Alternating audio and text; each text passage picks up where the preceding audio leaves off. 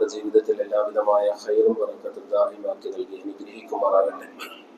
ബഹുമാനപ്പെട്ട സയ്യിദുനാ അബുൽ ബശർ ആദം അലൈഹിസ്സലാത്തു വസ്സലാം സ്വർഗീയ ലോകത്തിൽ ഒരുപാട് നീണ്ട വർഷം താമസിച്ചിട്ടുണ്ട് എന്നുള്ളത് യാഥാർത്ഥ്യമാണ്. അതുപോലെ തന്നെ മുഅ്മിനീങ്ങളായ അല്ലാഹു തആല പദവി കൊടുത്തിട്ടുള്ള ആളുകൾക്ക് സ്വർഗത്തിൽ താമസിക്കാൻ ഇപ്പോഴും കഴിയുന്നുണ്ട് എന്നുള്ളതും യാഥാർത്ഥ്യമാണ്. മറ്റൊരു യാഥാർത്ഥ്യമാണ്, ഈ ലോകത്ത് നിന്നും വിട പറഞ്ഞു പോകുന്ന മുഅ്മിനീങ്ങളായിട്ടുള്ള ആളുകൾക്ക് നാളെ ഇവന്റെ ശരീരം എല്ലാം ജീർണിച്ചു പോയ അവന്റെ അവയവങ്ങളെ എല്ലാം വീണ്ടും പഴയ പടിയിലേക്ക് കൊണ്ടുവന്നിട്ട് മുഅ്മിനീങ്ങളായ ആളുകൾക്കും സ്വർഗത്തിൽ പോകാം എന്നുള്ളതാണ്. ആദം അലൈഹിസ്സലാം സ്വർഗത്തിൽ താമസിച്ചിട്ടുണ്ട്. മുഅ്മിനീങ്ങളായ സ്വാലിഹീങ്ങളായ ആളുകൾ ഇപ്പോഴും സ്വർഗത്തിലുണ്ട്. നാളെ ഈമാനുള്ള എല്ലാ മുഅ്മിനീങ്ങൾക്കും അല്ലാഹു സ്വർഗത്തിൽ പോകാനുള്ള അവസരവും കൊടുക്കും എന്നുണ്ടെങ്കിൽ അൽ ജന്നത്തു ലിഅന്നഹാ ഖുലിഖത് ലിഅജ്ലിഹാ, സ്വർഗം സൃഷ്ടിക്കുവാൻ കാരണക്കാരനായ ആദരവായ നബി മുഹമ്മദ് മുസ്തഫ സല്ലല്ലാഹു അലൈഹി വസല്ലമ തങ്ങൾക്ക് ഈ ലോകത്ത് ഈ ഭൂമിയിൽ ജീവിച്ചിരിക്കുമ്പോൾ തന്നെ ആ സ്വർഗത്തിലേക്ക് കടക്കുവാനും ആ സ്വർഗത്തിലുള്ള അനുഭൂതികൾ ആസ്വദിക്കാനും കഴിയും എന്ന് വിശ്വസിക്കുമ്പോഴാണ് ആ പ്രവാചകന്റെ മഹത്വം നമ്മൾ മനസ്സിലാക്കി എടുക്കേണ്ടത്. അതായത് ഈ ലോകത്ത് ജീവിച്ചിരിക്കുമ്പോൾ ഈ ഭൂമിയിൽ പച്ചയായി നമ്മെ പോലെ ഒരു മനുഷ്യനായി ജീവിക്കുന്ന സമയത്ത് തന്നെ സ്വർഗത്തിലേക്ക് കടക്കാൻ പറ്റും എന്നുള്ളതാണ്. ഒരിക്കൽ ആദരവായി സല്ലല്ലാഹു അലൈഹി വസല്ലമ തങ്ങൾ നമസ്കരിച്ചു കൊണ്ടിരിക്കുമ്പോൾ നമസ്കാരത്തിൽ വലത് കാല്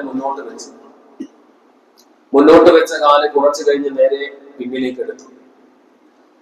ഇത് കണ്ടുകൊണ്ട് നിൽക്കുന്ന സഹാബത്ത് നമസ്കാരം കഴിഞ്ഞപ്പോൾ നബിതങ്ങളോട് ചോദിച്ചു, നബിയെ, നമസ്കാരത്തിൽ വലത് കാല് മുന്നോട്ട് വെക്കുകയും പിന്നീട് ആ കാലിനെ പിന്നോട്ട് വലിക്കുകയും ചെയ്യുന്നത് കണ്ടല്ലോ, എന്താണ് അതിന്റെ ആശയം, എന്തിനാണ് അങ്ങനെ ചെയ്തത്?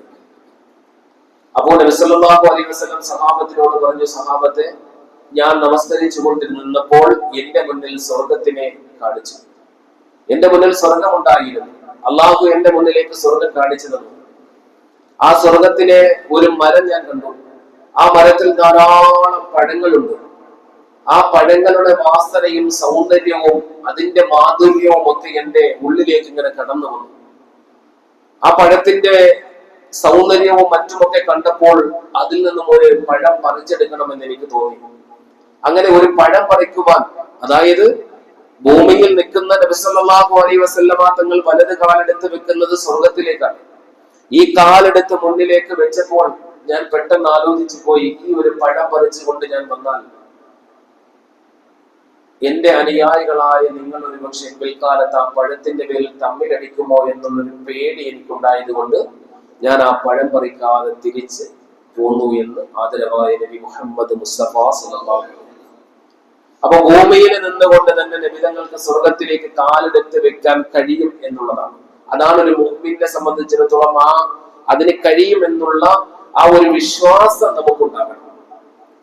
ലോകത്തിലേക്ക് കടന്നു വന്നിട്ടുള്ള പ്രവാചകന്മാർ 1,24,000-ഓളം അംബിയാ മുർസലീങ്ങൾ ഈ ലോകത്തിലേക്ക് കടന്നു വന്നിട്ടുണ്ട്. അതിൽ 313 പേര് മുർസലീങ്ങളാണ്.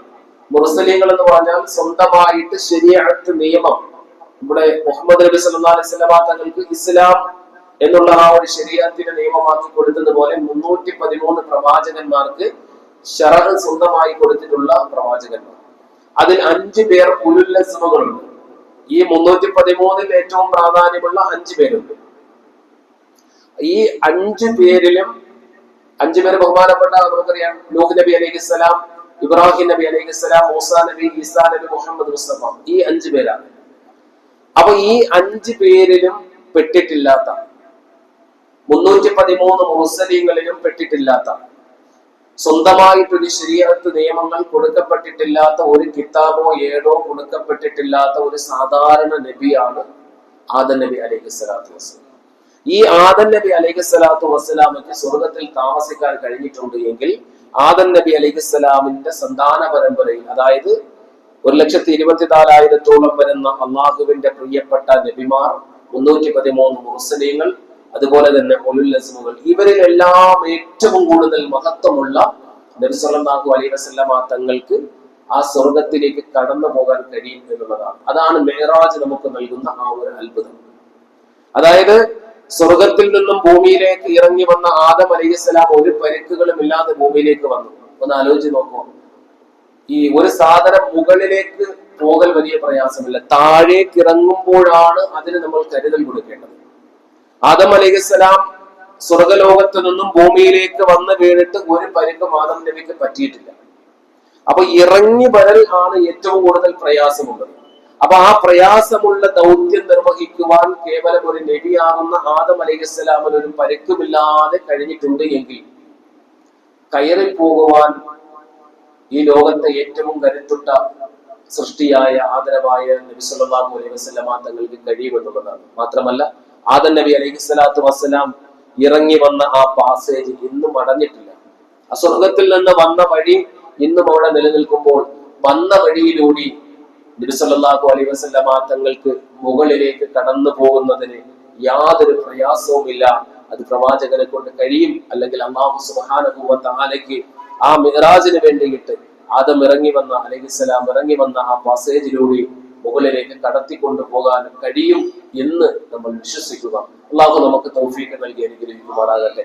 അതുകൊണ്ട് ഈ ലോകത്ത് വന്നിട്ടുള്ള പ്രവാചകന്മാരിൽ നിന്നും വളരെ വ്യത്യസ്തനായിട്ടാണ് നബി സല്ലല്ലാഹു അലൈഹി വസല്ലമ തങ്ങളെ അള്ളാഹു മിഅ്റാജിന് കൊണ്ടുപോയത്. ഇപ്പോഴും ആകാശത്ത് ജീവിച്ചിരിക്കുന്ന നബിയുണ്ടല്ലോ, 2000 വർഷമായിട്ട് ആകാശത്ത് ജീവിച്ചിരിക്കുന്ന നബിയുണ്ട്, ബഹുമാനപ്പെട്ട റൂഹുല്ലാഹി ഈസ നബി അലൈഹിസ്സലാം ഇപ്പോഴും ജീവിച്ചിരിക്കുകയാണ്.